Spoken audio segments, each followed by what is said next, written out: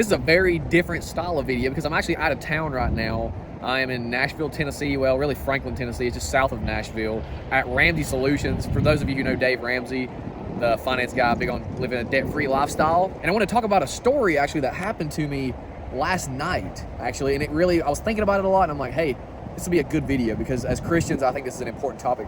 We were at a bowling alley, this business conference that I'm with, and we were at this bowling alley. There was a group of about 6 or 7 of us. I know that's old, I'm sorry. There was a group of about 7 or 8 of us, that's better. We were bowling on this lane, and we had to change some of the names and some of the amounts of players in order to get everybody to play on the lane, obviously. And I had to go to the front desk. And I went to the front desk, I had to change the name and all that, add the numbers. And the young girl that was there, she was just not having a good attitude and kind of a test pilot in a broom factory, unfortunately. Not very friendly. And I tried to be friendly and nice, and but I had to keep going back there every time we'd change the game because some people would quit and some people would leave. So I was constantly going back to change the lane sizes of the amount of players and such, and just not acting very nice to me at all. Very, very annoying, all of that. And it made me think, okay, that happens all the time in our Christian life. Like, people are always rude to us doing something, whether that's at a bowling alley, whether that's at a restaurant, a waitress, a waiter, whatever that is, at work, at school, a peer just being a jerk to you. How do we react to that? How do we love those people? Because again, the great commandment in Matthew, Jesus talks about this. Love God and love your neighbor. So the great commandment being love, living and working for the good of others. How do we love those people? Because dadgum, that's freaking hard sometimes. In the moment, so when I'm going up to maybe it's like the 3rd or 4th time I got to change the lane player amounts, and I go up there probably the 4th time, I'm like, this lady's probably going to be a jerk to me. Let's just get this over with. That's how my flesh feels. My flesh feels that way, like I am just done with this person. I don't want to be Christian to them. They're just a jerk, whatever. But how do we act like Christ with those people? Because again, we're called to love, and that requires a lot of discipline. That's tough. So I wanted to talk about that just a little bit in that context, and then in your context, because there's going to be somebody, it could be a close friend or it could be a random stranger, but there's going to be times in your life, almost on a weekly or daily basis, where you have to work really hard to love somebody. I want to give you 3 things here. The first thought on how we can love people that we struggle to love in the moment, particularly, because our feelings, our emotions are getting the better of us in the moment. We're just getting ticked off, is to have compassion. Show compassion and think compassion on them. Okay, what do I mean by that? Well, think about what kind of a story we are telling ourselves here. So the story that's coming up in my mind when that young girl's being a jerk to me is, well, that girl's just a test pilot in a broom factory, to put it mildly, if you catch my drift. But really, the story I need to think about, and I thought about this later in prayer, I was like, hey, what if that person their parents are going through a divorce? What if they are in a unhealthy relationship with a boyfriend, and they're taking sex outside of marriage, and they're not honoring what God teaches, which is leading them to a lot of anxiety and stress and hurt? Maybe she doesn't know how to, maybe she does not understand God's way of doing things and how much better that is, and so she's being influenced and following the world, and that's ruining her life. That's pretty deep, but it could be.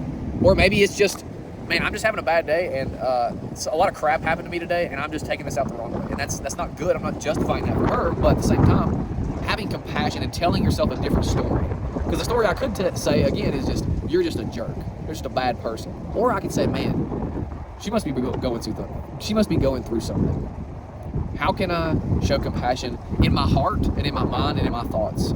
Another thought I have here is pray for them.